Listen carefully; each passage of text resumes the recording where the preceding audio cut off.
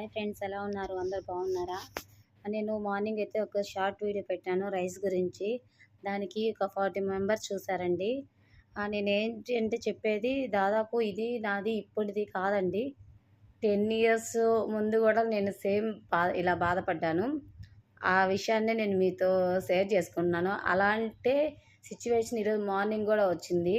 ఈరోజు మార్నింగ్ వేరే అతను ఇట్లా రైస్ అమ్మడానికి వచ్చాడు.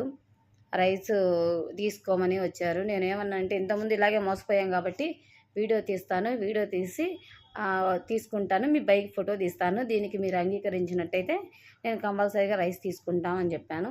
అప్పుడు అతను ఏమన్నాడంటే ఓకే అండి అని కొంచెం పక్కన అంకుల్ కూడా ఉన్నారు. అప్పుడు అంకుల్ నాన్న సరే అన్నాము. అప్పుడు నేను బ్రష్ చేస్తూ ఉన్నాను. సరే బ్రష్ ఇంట్లో పెట్టేసి కడుక్కొని అప్పుడు వెళ్దాంలే అనుకొని నేను వెళ్ళేసి ఆయన ఇచ్చిన రైస్ తీసుకొని మా రైస్ తీసుకొని వెళ్దాం అని చెప్పి వెళ్ళాను. వెళ్ళేసరికి అయితే అతను లేడు, వెళ్ళిపోయాడు. అదే వీడియో తీస్తాను అని అనకపోతే కంపల్సరీగా అతను అక్కడే ఉండేవాడు కదా. ఇలాంటి మోసాలు జరుగుతూ ఉన్నాయి ఫ్రెండ్స్. ఎందుకు చెప్తున్నాను అంటే అట్లీస్ట్ ఇది చాలా అంటే చాలా ఊళ్ళల్లో ఇలాగే జరుగుతుంది. మాకు బాగా గుర్తుంది, మా చిన్నపిల్లప్పుడు అప్పుడు కొంచెం అమౌంట్ కూడా పెద్దగా లేదు. వాళ్ళు ఒక దగ్గర దగ్గర ఒక 5-6 మంది 10 మంది దాకా వచ్చారు. ట్రాక్టర్కి వేసుకొని వచ్చారు. అన్నీ ట్రాక్టర్కి వేసుకొని వచ్చారు. మేము రైతులము అని చెప్తే సరేలే రైతుల దగ్గర కొనాలే అనుకున్నా నేను. పాపం వాళ్ళు ఎంత కష్టపడతారులే, వాళ్ళకి ఎలా వస్తాయిలే, వాళ్ళు మన కొనాలే అని ఆ ఉద్దేశంతో నేనేం చేశానంటే సరే అండి ఇవ్వండి అన్న. అతను మా ముందర బియ్యం కింద పోసాడు, వాటిని కొలిచి ఒక గోతానికి కూడా ఎత్తడం అనేది జరిగిన తర్వాత తీరా ఏం చేశాడు, అతను వండమ్మ కావాలంటే అన్నాడు. సరే అని చెప్పి వెళ్ళాను, వండాను, బియ్యం బాగున్నాయి, ఓకే అండి అన్న. దాని తర్వాత అవన్నీ రైస్ అన్నీ తీసి మళ్ళీ గోతానికి ఎత్తాడు, కుట్లేశాడు, అంతా చేశాడు.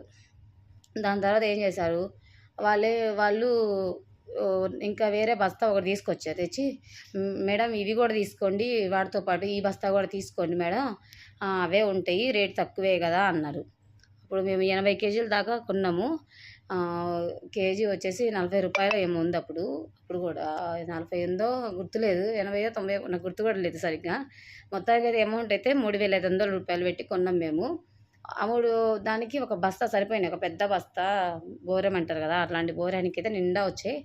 నేను కుట్టేయొద్దండి అలాగే ఇంట్లో పెట్టండి అంటే, ఎందుకు మేడం ఆల్రెడీ మీ ఇంట్లో ఉన్నాయి కదా, ఇవి ఎందుకు కుట్టేస్తామని చెప్పేసి కుట్టేశారు. బస్తా అక్కడే ఉన్న తర్వాత వాళ్ళు వెళ్ళి మేడం మంచినీళ్ళు తీసుకొని రాకండి అన్న. సరే నేను ఇంట్లో నుంచి మంచినీళ్ళు తెచ్చే లోపల వాళ్ళు ఏం చేశారు, వాళ్ళు స్టోర్ బియ్యం తీసుకొచ్చిన బస్తా ఏమో ఇటేసి ఈ బస్తా తీసుకెళ్ళి అటేసారండి. అలా వేసేసరికి నేను చూసుకోలేదు, తెలియక సరే వాళ్ళు వెళ్ళిపోయారు. దాని తర్వాత ఒక 1 రోజు 2 3 డేస్ 4 డేస్ తర్వాత ఇంకా బియ్యం అయిపోయినాయి కదా అని ఓపెన్ చేసి చూసరికి అసలు ఫుల్ షాక్ అయ్యాం. ఏంటి వీళ్ళు స్టోరు బియ్యం ఇలా ఇచ్చిపోయారా అని. నేను సరే మనం ఎట్లా మోసపోయాం కదా అని చెప్పేసి మా ఫ్రెండ్స్ వాళ్ళకి కూడా చెప్పడం జరిగింది. అప్పుడు మా ఫ్రెండ్స్ వాళ్ళు అయ్యో మీరు కూడా కొన్నారా అన్నారు. అంటే అటు వాళ్ళు కూడా ఆల్రెడీ మోసపోయారు అనమాట. సరే అని ఇంకా ఇద్దరు ఫోన్ చేస్తే ఓకే మేము కొనంలే అన్నారు. అట్లాంటి సిచ్యువేషన్లో నేను కనీసం 10 రోజుల దాకా చాలా బాధపడ్డాను. ఈరోజు అలాంటి వాళ్ళే ఈరోజు కూడా వచ్చారు. అంటే మనకంటే ఫోన్లు అట్లా ఉన్నాయి కాబట్టి మనం చెప్తే 10 మంది వింటారు. కొన్ని పల్లెటూరులో వాళ్ళు ఫోన్లు అవి సరిగ్గా లేవు కాబట్టి వాళ్ళకి తెలియదు. కాబట్టి దయచేసి మీరు ఒకవేళ ఈ వీడియోని కానీ చూసినట్టయితే ముందు చుట్టుపక్కల పెద్దవాళ్ళు ఉంటారు కదా, వాళ్ళకి చెప్పండి, ఇలా ఎవరైనా రైస్ అవన్నీ వచ్చి అమ్మడానికి వస్తే కంపల్సరీగా అవి కొనొద్దండి, అవి మంచివి కాదు అని చెప్పండి. ఈ రోజుల్లో ఎవరు స్టోర్ బియ్యం తినట్లేదులేండి, అందరూ మంచి బియ్యమే తింటున్నారుగా. కానీ వాళ్ళు రైతులు అని చెప్పుకునే వాళ్ళు ఎప్పుడు మోసం చేయరండి. బాగా బకరాగా తిరిగే వాళ్ళు మాత్రమే ఇలాంటి మోసాలు చేస్తారు. రైతులు అయితే కంపల్సరీగా మోసాలు చేయరు ఫ్రెండ్స్. అది మీరు వీడియోకి మాకేం లైక్లు ఏమి ఇవ్వక్కర్లేదు. ఇన్ఫర్మేషన్ని కొంచెం అందరికీ పాస్ అయ్యేలాగా మినిమం కొంతమంది టచ్ ఫోన్లు ఉండవు కదా, వాళ్ళందరికీ తెలియజేయాలంటే ఎవరైనా చూసిన వాళ్ళు ఈ వీడియోని ఇలా అని చెప్పి తెలియజేయండి ఫ్రెండ్స్. ఇప్పుడు ఇళ్ళమ్మట వస్తే ఏవి కొనొద్దు, అలానే నేను ఫ్రూట్స్ కొనొద్దని చెప్పట్లేదు, పువ్వులు ఇవన్నీ ఏం కొనొద్దని చెప్పట్లేదు.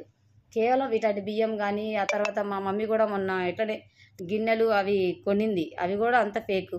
అట్లాంటివి కొనొద్దు. ఏదైనా చిన్న చిన్న వస్తువులు దగ్గర 100-200 నష్టపోతే కొంచెం బాధగా అంతగా అనిపించదు, కానీ వేలు నష్టపోతుంటే బాధే కదా. నేను ఇది అప్పుడెప్పుడో ఇది పోలీస్ స్టేషన్కి వెళ్ళి మా ఆయన కంప్లైంట్ పెడతాం, మన బియ్యం ఇట్లా వేస్ట్ అయిపోయినాయి కదా అంటే, నువ్వు 5,000 కోసం అక్కడికి వెళ్ళావు అనుకో, నీకు 50,000 వదులుతాయి అవసరమా అన్నారు. అందుకని చెప్పేసి నేను వదిలేసాను ఇంకా. అది ఫ్రెండ్స్, దయచేసి ఎవరైనా ఇట్లాంటి మోసగాళ్ళు వస్తుంటారు, మీకు ఎవరైనా ఇట్లాంటివి చేస్తుంటారు కాబట్టి మీరు మ్యాక్సిమం ఇట్లాంటివి వస్తే కొనొద్దు. నాకు తెలిసిన ఇన్ఫర్మేషన్ కాదు, నేను పడ్డ బాధ చెప్తున్నాను. ఇలాంటి మోసగాళ్ళ నుంచి కొంతమంది ఇప్పుడు మనకు తెలిసింది కాబట్టి రెండోసారి దెబ్బ తినకుండా నేను మార్నింగ్ ఇట్లా వీడియో తీస్తాను, మీరు ఇక్కడే ఉండాలి అంటే నేను లోపల నుంచి వచ్చేసరికి తను వెళ్ళిపోయాడు. అది ఫ్రెండ్స్, అంతే friends. Okay friends, bye friends. Information మాత్రం అందరికీ గ్యాదర్ చేయండి. Bye friends.